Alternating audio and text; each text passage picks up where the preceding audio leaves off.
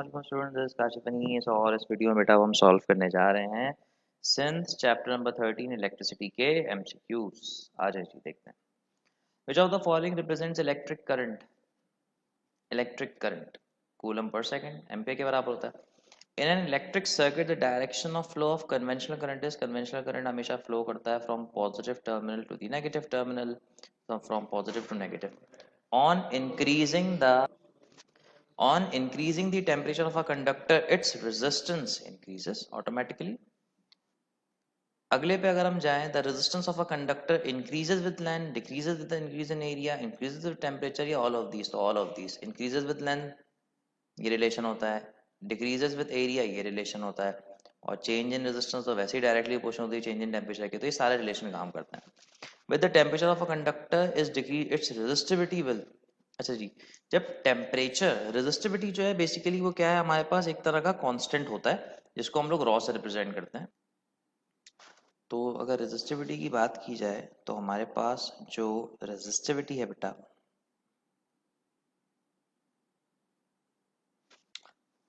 वो टेम्परेचर की डिक्रीज होने से डिक्रीज हो जाती है। ठीक है जी। Resistivity of a conductor depends upon length, area, temperature या मटेरियल, तो वो टेम्परेचर और मटेरियल पर डिपेंड करते हैं, तो both B and C. In parallel combination, the equivalent resistance is always less than the least in the combination. Obviously बात है, जब हम पैरेलल में करते हैं तो 1 अपॉन करना पड़ता है, वो हमेशा कम आती है, डिवाइड होने से वैल्यूज कम हो जाती हैं। Three resistor of 3 ohms each are connected in parallel, their equivalent will be automatically बेटा 1/3 है। अब इस तरह के 3 रजिस्टर मल्टीप्लाई कर लो, 3 से कनेक्ट है ना तो कैंसिल करेंगे, 1 आंसर आ जाएगा simple. 3 register 1, 2 and 3 ohm are connected in series through a battery of this, the current through each resistor will be, अब करंट जो है हमें निकालना है, करंट का फॉर्मूला बन जाएगा V अपॉन आर। वोल्टेज हमारे पास कितना गिवन है भाई, 12 वोल्ट। कितने रजिस्टर कनेक्ट है, 3 2 और 1, 3 + 2 5 + 1 6, कैंसिल करें तो आंसर आ जाएगा 2 ampere. Automatically simple calculation practice कर लें थोड़ी सी। Combining 3 resistors of 5.5 the maximum equivalent resistance will be. अब मैक्सिमम इक्विवेलेंट तब आता है जब हम लोग जो है इनको बेसिकली क्या करते हैं, एड अप करते हैं। ठीक है जी। तो 5.5 को जब ऐड अप करेंगे तो आप कुछ नहीं करें, 5.5 को मल्टीप्लाई बाय 3 करते हैं, 3 5 ज़ा 15, 3 5 ज़ा 15 और 16, 16.5 समथिंग जो है आंसर आपके पास बन जाएगा। ठीक है जी। ये the amount of work done per coulomb, work done per coulomb through a conductor, the amount of work per coulomb of charge passing through a conductor is, तो उसको हम कहते हैं वोल्टेज, वर्क अपॉन चार्ज ना। The EMF of a source is equal to the potential difference across the terminal when the internal resistance becomes, अच्छा जी, जब हमें voltage को EMF के बराबर करना पड़े तो उस वक्त इंटरनल रेजिस्टेंस क्या होती है, जीरो होती है। मैंने आपको लेक्चर में भी कराया था, याद है, VT is equals to zeta minus I R का फॉर्मूला था। मैं आर को जीरो कर दिया करता था तो ये बराबर हो जाएगा था, तो जीरो होना चाहिए। ठीक है जी। If the wire is stretch, stretch का वर्ड है, लेंथ डबल हो गई तो डबल का स्क्वायर करें 4, तो बस ये आंसर आ गया। याद है, R dash is equal to N square R वाला से हम करते थे।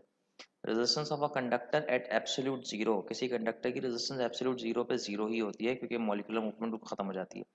When resistance of a metal falls to zero as a temperature above absolute zero, when this behavior is called, अगर किसी की रेजिस्टेंस जो है जीरो पे आए गिर जाए तो इसको हम लोग कहते हैं क्या, सुपर कंडक्टिविटी। सुपर कंडक्टर्स होते हैं उनको हम बहुत ही नेगेटिव टेम्परेचर्स पे ले जाते हैं, ठंडा कर देते हैं और उनकी रेजिस्टेंस अप्रॉक्सीमेटली जीरो कर दी जाती है।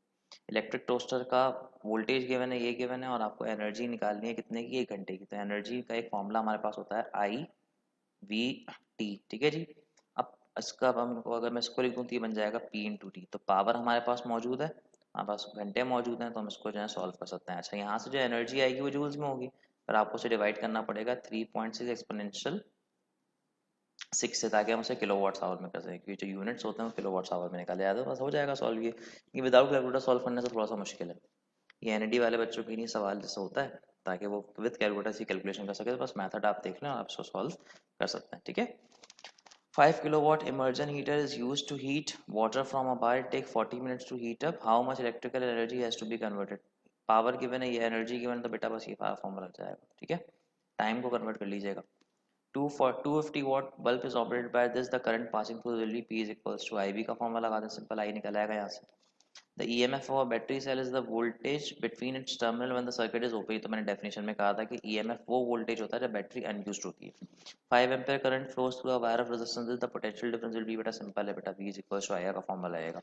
The current through a metal conductor is due to the motion of free electrons. Current हमेशा फ्री इलेक्ट्रॉन्स के मोशन की वजह से जो है वो क्या कर रहा होता है बेटा, फ्लो करता है, वरना वो फ्लो नहीं कर सकता। The speed of randomly moving electron depends upon, जब रैंडमली मूविंग इलेक्ट्रॉन होता है तो वो टेम्परेचर पे डिपेंड करती है, उसको हम लोग कहते थे थर्मल वेलोसिटी, ठीक है ना जी। अच्छा, हीटिंग का जो इफेक्ट होता है किसी उसकी नहीं है, इसको हम जूल्स लॉ कहते हैं, जो कि बराबर होता है आई स्क्वायर आर टी के। E is equal to I square R T था नहीं, वही वाला फॉर्मूला है, एनर्जी डेसिपेशन में पढ़ा था मैंने आपको। The resistance of a conductor does not depends on the mass, mass का कोई रिलेशन हमने आज तक नहीं पढ़ा। अब ये वही सवाल दोबारा से आ गया, सॉल्व कर लीजिएगा, पहले वाले भी करा चुका हूँ। Two resistors of 6 each are connected in parallel with resistance of 3 in series। दो resistors हैं 6 के जो पैरेलल में लगे हुए हैं, वही सीरीज में लगे हुए हैं 3 के साथ, इक्विवेलेंट निकालना है। तो पहले आप 1/6 करेंगे, फिर 1/6 करेंगे तो ये बन जाएगा 2/6, पलटेंगे तो ये बन जाएगा 3 कैंसिल होने के बाद। और फिर यहाँ पर एक रजिस्टर लगा हुआ है 3, तो 3 में 3 को ऐड कर देंगे तो ऑटोमेटिकली 6 दोबारा से आंसर आ जाएगा आपके पास, ठीक है जी। Choose the incorrect relationship for the following. Ampere is coulomb per second सही, ohm is volt per ampere, ठीक है। Volt is coulomb per joule, ये गलत है, जूल्स पर कूलम होता है, ये वाला ऑप्शन गलत है। During electrolysis the current in the electrolyte is maintain by the flow of positive and negative ions. Automatically तो केमिस्ट्री में पढ़ चुके हैं आप लोग। The electromotive force of a battery is the potential difference when it's terminal voltage, terminal voltage, the circuit is open, the circuit जो है open होना चाहिए, ये पुराना था, दोबारा से इन्होंने जो है वो क्या कर दिया है, इसको रिपीट कर दिया है, ठीक है जी। ये फिर डबल हो गया तो बेटा 4R हो जाएगा ऑटोमेटिकली, फॉर्मूला मैंने बताया था ना शॉर्टकट का। अच्छा, ये वाला क्वेश्चन जो है बहुत ज़्यादा लेंदी क्वेश्चन है, हमें इसमें करना ही पड़ेगा। R is equals to rho L upon pi R square का फॉर्मूला आना पड़ेगा, और डायमीटर गिवन है, इसको हाफ करके रेडियस निकालना पड़ेगा, लेकिन ये विदाउट कैलकुलेटर सॉल्व करना मुश्किल चीज़ है, ठीक है जी।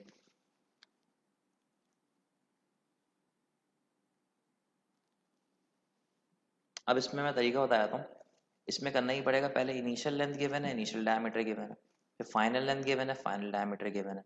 इनिशियल रेजिस्टेंस ये थी, फाइनल रेजिस्टेंस मालूम होनी, तो ये रिलेशन कुछ यूं बनेगा, R1 raw L1 upon pi R1 का square divided by R2 raw L2 pi R2 का स्क्वायर। तो ये पूरा कैंसिल आउट हो गया और ये पलट के ऊपर चला गया, तो बन जाएगा R1 upon R2 is equals to L1 R2 का स्क्वायर अपॉन L2 R1 का स्क्वायर। बस ये सॉल्व करना है, R2 निकल जाएगा, R1 ऑलरेडी भी गिवन है, लेकिन विदाउट कैलकुलेटर सॉल्व करना मुश्किल है। Combining 5 resistance each of 1/5 the maximum resistance that can be obtained will be. अच्छा भाई, मैक्सिमम रेजिस्टेंस तब ऑब्टेन हो सकती है जब आप इन लोग किसमें सॉल्व करेंगे, सीरीज में सॉल्व करेंगे। तो 1/5 प्लस 1/5 प्लस 1/5 करके सॉल्व कर लेंगे, तो उसका जो आंसर है वो बड़ी आसानी से फिर हमें क्या होगा, मिल जाएगा, ठीक है जी। ऑटोमेटिकली 1 ही आंसर आ जाएगा, सॉरी 5 आंसर आ जाएगा। If a wire of resistance R stretch, फिर से रिपीट हो गया बेटा, 4R आंसर है। करंट गिवन है, टाइम गिवन है, number of electrons passing, cross section area पर सेकंड निकालना है। तो करंट का फॉर्मूला होता है Q अपॉन T, नंबर निकालना है तो ये NE के बराबर अपॉन T हो जाएगा। ये पता है, ये पता है, ये पता है, ये निकल आएगा, कैलकुलेशन करनी है। बैटरी ऑलवेज प्रोड्यूसेस DC की तो बात हो चुकी है इसमें। अब इसमें देखें, करंट गिवन है, वोल्टेज गिवन है, एनर्जी डेसिपेशन निकालनी है। तो energy dissipation, a certain produces current of this, the energy dissipation in watts, energy dissipation in watts यानी कि पावर ही निकालनी है आपको। तो पावर का फॉर्मूला बन जाएगा IV, सिंपल, ठीक है। अब potential difference of this, joules given है, चार्ज निकालना, तो बेटा पोटेंशियल डिफरेंस गिवन है, एनर्जी गिवन है, चार्ज निकल जाएगा, V is equals to work upon this, ये निकल जाएगा आपके पास, ठीक है। A certain battery is rated 88 amperes in an hour, how many coulomb। अब देखें, एम्पियर्स यानी करंट गिवन है, R यानी कि 3600, टाइम गिवन है, चार्ज निकालना है। तो करंट का formula will be most suitable, I is equals to Q upon T, Q निकल जाएगा इसमें, ठीक है। अब इसमें करंट गिवन है, वोल्टेज गिवन है, पावर निकालनी है, तो पावर का फॉर्मूला हो जाएगा IB, ठीक है भी। अब wire of this how many electrons are passing, ये तो बता चुका हूँ मैं पहले, नंबर ऑफ इलेक्ट्रॉन्स निकालने का तरीका। एक इलेक्ट्रिक बैलेंस है, वॉट्स गिवन है, वोल्टेज गिवन है, करंट निकालना, तो फॉर्मूला हो जाएगा P is equals to IV। आसान आसान सवाल है, फटाफट आपसे सॉल्व हो जाएंगे। अच्छा जी, ये आ गया ज़रा इंपॉर्टेंट सवाल। एक बैटरी है 20 वोल्ट की, कनेक्टेड है रेजिस्टेंस ऑफ दिस से, करंट उसमें से 1.8 फ्लो कर रहा है, इंटरनल रेजिस्टेंस और टर्मिनल वोल्टेज निकालना है। तो अब सबसे पहले तो आप ये वाला फॉर्मूला लगा दें। ठीक है जी, ये है 20, करंट कितना है 1.8, स्मॉल आर और कैपिटल आर कितना है अभी 10। ठीक है जी, तो अगर मैं एक काम करूँ, सबसे पहले इसको यहाँ पे डिवाइड करो। अब इसको सबसे पहले आप 20 को 1.8 से डिवाइड कर दें। ठीक है, और ये बन जाएगा r+10। अब इसको उधर फेंक दें, r बराबर हो जाएगा 20/1.8 -10। ठीक है जी, अच्छा अब एक काम कर लेते हैं, यहाँ पे एलसीएम ले लेते हैं ना, ज़्यादा आसानी हो जाएगी। तो ये हो जाएगा 20 माइनस 10 इंटू 1.8 और डिवाइड में आ जाएगा 1.8। थोड़ी सी कैलकुलेशन हो जाएगी तो आसानी हो जाएगी। अच्छा 1.8 है, 10 से मल्टीप्लाई करूंगा तो 18 बन जाएगा, ये 18 हो जाएगा, और 20 में से 18 चलेगा तो कितना बचेगा 2, और डिवाइड में आ जाएगा 1.8। पॉइंट एक प्लस आगे गया, ये आ गया 20। ठीक है जी, अभी 18/20 बन गया, तो 2 10 ज़ा 20, 2 9 ज़ा 18, 10/9 आ गया। ठीक है जी, अब अगर करें तो 9 1 ज़ा 9, पॉइंट ला के 1.1 समथिंग कुछ जो है वो उसकी इंटरनल रेजिस्टेंस जो है बन रही है हमारे पास। अब अगर क्वेश्चन में सर्च करूँ तो क्वेश्चन था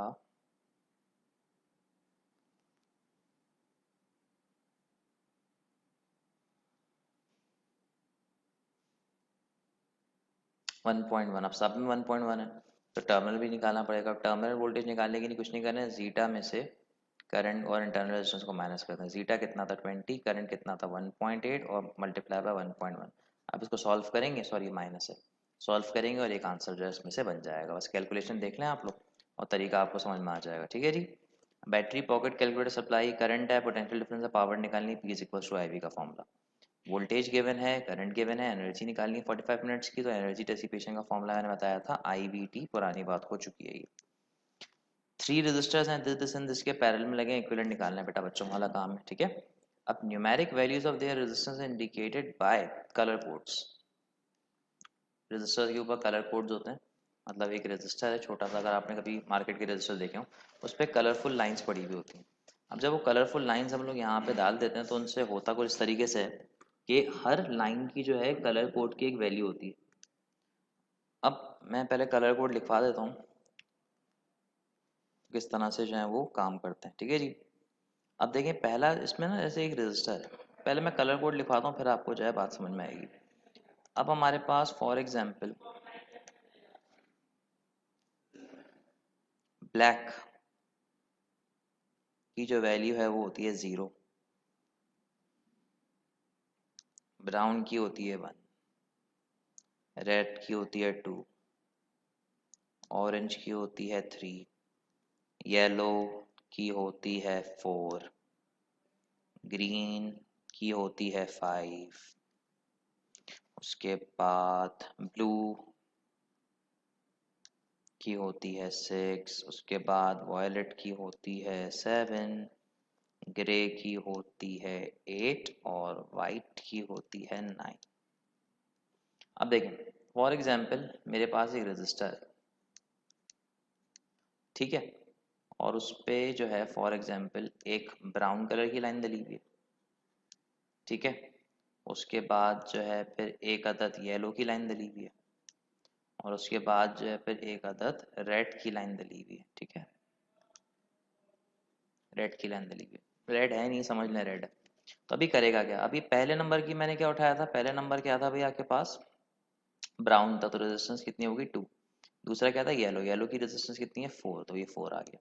अब तीसरा जो कलर होता है ना ये एक्सपोनेंशियल की पावर बताता है, ये एक्सपोनेंशियल क्या था रेड था, तो ये बन जाएगा एक्सपोनेंशियल 2, तो इसकी रेजिस्टेंस होगी 2400 ओम। सही है जी, तो अब देखें first band indicates first digit, which band gives the number of zeros after, number of zeros मतलब एक्सपोनेंशियल की बात की जाए तो थर्ड बैंड देता है। Which band gives the resistance tolerance, अच्छा भाई रेजिस्टेंस टॉलरेंस का जो चक्कर होता है वो चौथा बैंड होता है, चौथा बैंड या तो सिल्वर होता है या तो गोल्डन होता है। ठीक है जी, और सिल्वर जो है बेटा हमारे पास अगर हम उसकी बात करें तो सिल्वर की जो टॉलरेंस की वैल्यू होती है वो होती है 10% और दूसरे की जो होती है वो होती है 5%। ठीक है जी, तो इस तरीके से ये वाला काम जो है यहाँ पर किया जाता है, उस तरह से कलर कोडिंग जो है वो निकाली जाती है। फोर्थ बैंड जो होता है वो टॉलरेंस देता है, लेकिन ये फेडरल में इंक्लूड है, सिंध बोर्ड में इसके हवाले से कोई इतनी खास डिस्कशन है ही। ठीक है जी, तो that's all for this video. अब नेक्स्ट वीडियो में सॉल्व करते हैं अगले चैप्टर के न्यूमेरिकल्स।